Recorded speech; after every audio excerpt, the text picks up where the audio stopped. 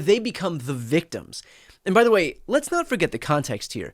Trump clashed with Whitmer back in 2020 where he tweeted, "Liberate Michigan." On April 17th, he tweeted, "Liberate Michigan." President Trump tweeting directly at Governor Whitmer. He says she's done a terrible job. She locked down her state for everyone except her husband's boating activities. He took credit for the foiled plot against the governor and added, rather than say thank you, she calls me a white supremacist. Hate groups heard the president's words not as a rebuke, but as a rallying cry, as a call to action. When our leaders speak, their words matter. They carry weight. When our leaders meet with, encourage, or fraternize with domestic terrorists, they legitimize their actions, and they are complicit. When they stoke and contribute to hate speech, they are complicit. Like, think about that for a minute.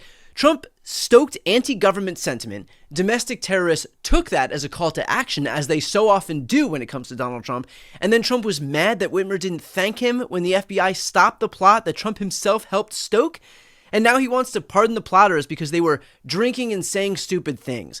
If you had any doubt that we live in the dumbest and most dangerous timeline, this should put things to rest. But this isn't happening in a vacuum. Since returning to office, Trump has turned the pardon power into a reward system for political loyalty and conservative credentials.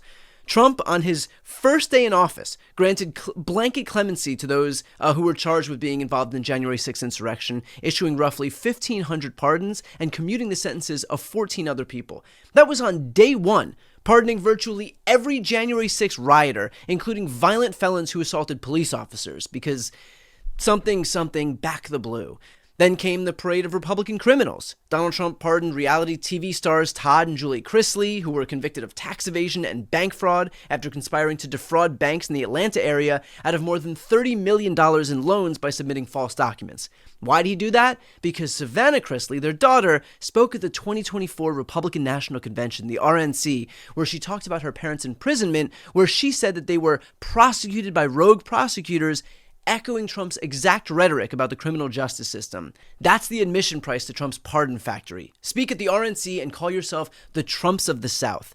Then there's Scott Jenkins, a former Virginia sheriff who was sentenced to 10 years in prison for allegedly making several businessmen sheriff's deputies in exchange for cash. The government's evidence against Jenkins included undercover video and other corroborating evidence showing Jenkins accepting over $75,000 in exchange for giving law enforcement authority to local folks, as well as 2 undercover FBI agents.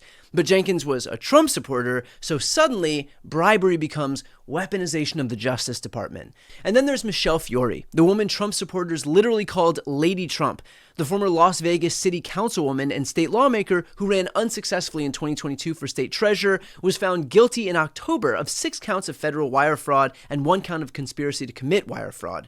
What did she do?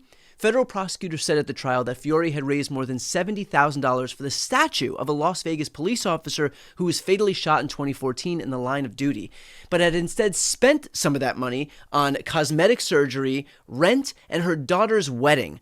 Pretty depraved, huh? And of course, Trump pardoned her because she was a loyal supporter, and after all, that's all that matters. This really isn't complicated. Donald Trump's pardons right now mark a continuation of his first-term trend of granting clemency to political loyalists. The criteria for a Trump pardon is simple. Be a Republican, be loyal to Donald Trump, and preferably get convicted of crimes that benefit Trump or hurt his enemies. Attack police officers on January 6th? Pardoned. Steal money from a dead cops memorial fund? Pardoned. Take bribes as sheriff? Pardoned. Defraud banks out of millions? Pardoned if you speak at the RNC.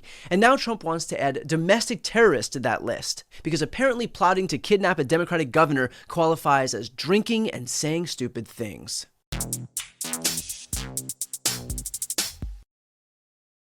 Before you go, if you enjoyed this content and you want to see more and support independent media, please subscribe to this channel. The subscribe button will be right here on the screen.